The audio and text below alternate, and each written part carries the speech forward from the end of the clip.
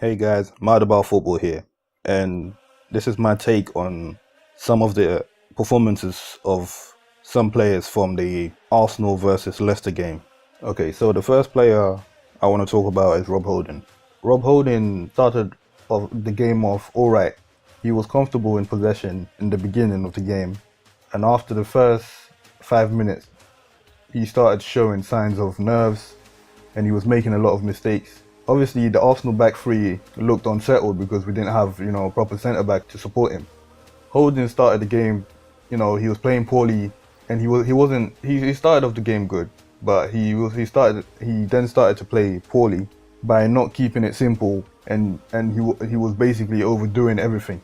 There was a situation where he should have passed the ball to Bellerin, and Arsenal would have been in on the counter attack, but he chose to rather hold on to the ball instead, and he lost the ball as a result, which resulted in Arsenal still being under pressure and not being able to handle Leicester on set pieces just because of his mistake. He looked like he was frightened by Jamie Vardy, and he just couldn't handle Vardy on the day.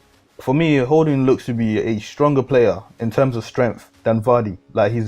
He looks like he's built larger and bigger than Vardy, but he failed to show it on the day, and he failed to block the cross from Albrighton. And if he had simply slid when the cross was made, he may have blocked the cross, but unfortunately he didn't, and this resulted in Leicester taking the lead.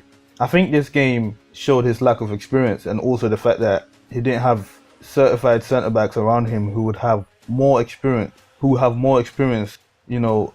that didn't help him.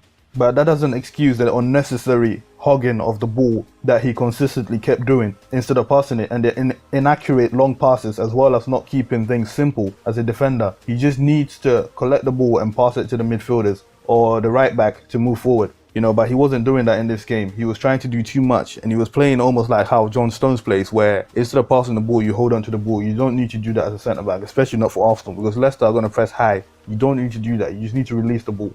Hopefully for Holden, he learns from his mistakes, and I believe he will, because of the fact that he was taken off, during the game in a tactical switch by Arsene. I feel like he will learn his lesson.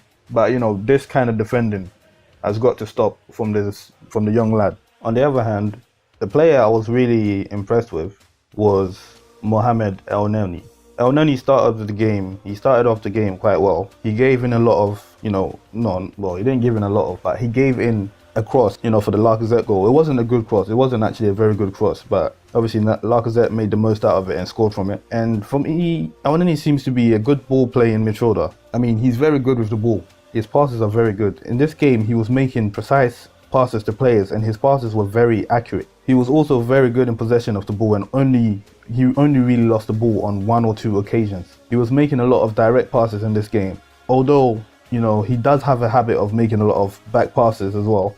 He's still very good in possession of the ball, and his positioning was very good as well in most cases, and he made a lot of off-the-ball runs as well, to always be an option to his teammates when they had possession of the ball. And overall, I was impressed with his performance, and most of the decisions he made were very good ones, and he made a lot of tackles as well, which is what helped Arsenal retain possession most of the times. And I feel like Elneny adds more strength to our midfield, to Arsenal's midfield, and he'll be very helpful as the season goes on.